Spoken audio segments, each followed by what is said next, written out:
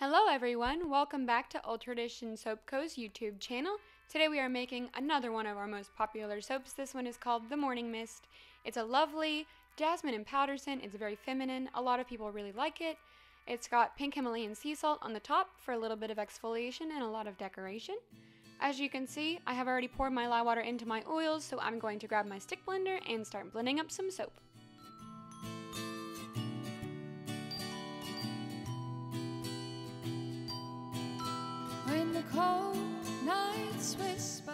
Once everything's fully emulsified, I'm going to add my colorant first. Today I'm using Lavender Mica from Brambleberry. This does turn a little bit of a grayish purple, but that's the look I'm going for. So I'm going to add a little bit more than a tablespoon to this batch, and then I'm going to take my stick blender, push the mica down into the soap, and start blending it up.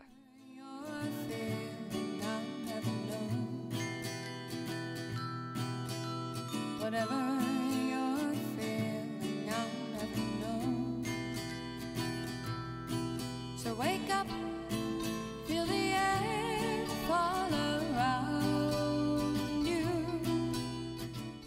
Once the colorant's blended in, I'm going to add my fragrance oil. Today we are using Jasmine Dreams from Brambleberry. This is one of my all-time favorite fragrance oils. It smells really good. It's just a beautiful floral smell. It's not too overpowering, but it does accelerate, so that's why I always try to add it last when I'm soaping really cool.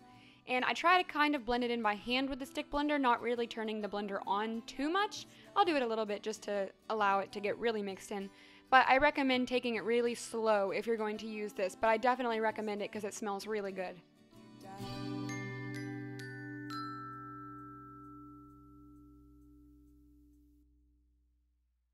Once the fragrance oil is blended in, I'm going to take my silicone spatula and scrape along the edges of the bucket to make sure that I have all of the mica and all of the fragrance oil mixed in.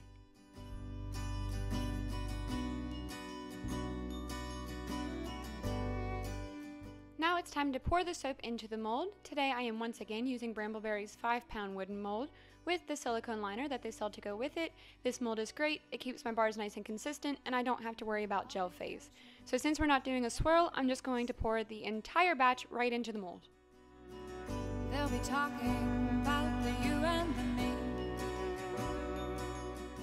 Once everything that can be poured in has been poured in, I'm going to grab my silicone spatula and scrape along the edges of the container so I make sure I'm not wasting any soap.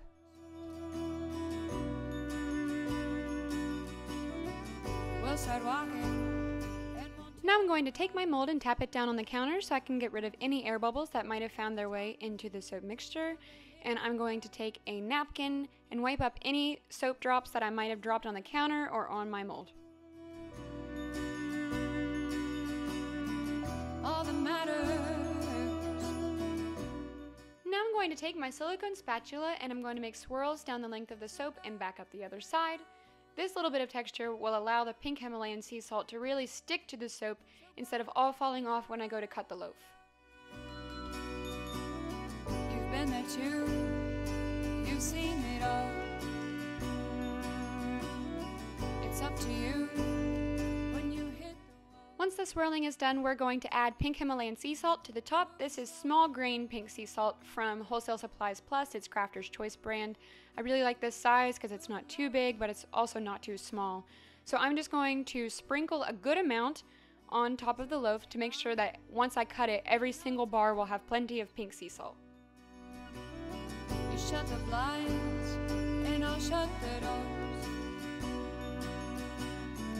Moving slower. Now I'm going to give the soap a few sprays of rubbing alcohol to help ward off any soda ash.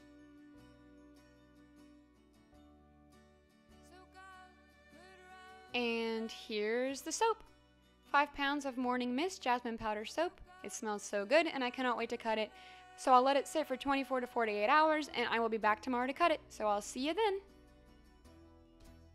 Alright, I'm back 24 hours later and the soap is ready to cut.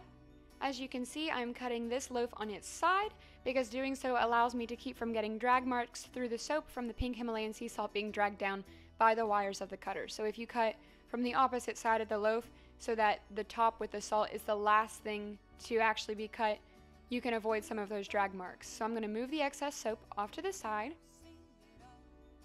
And here is what the soap looks like. I think the purple color from the lavender mica along with the pink sea salt on top is a really nice complement. Very feminine. The soap smells very feminine. I just really like this soap. It smells very powdery, very floral. It's really nice.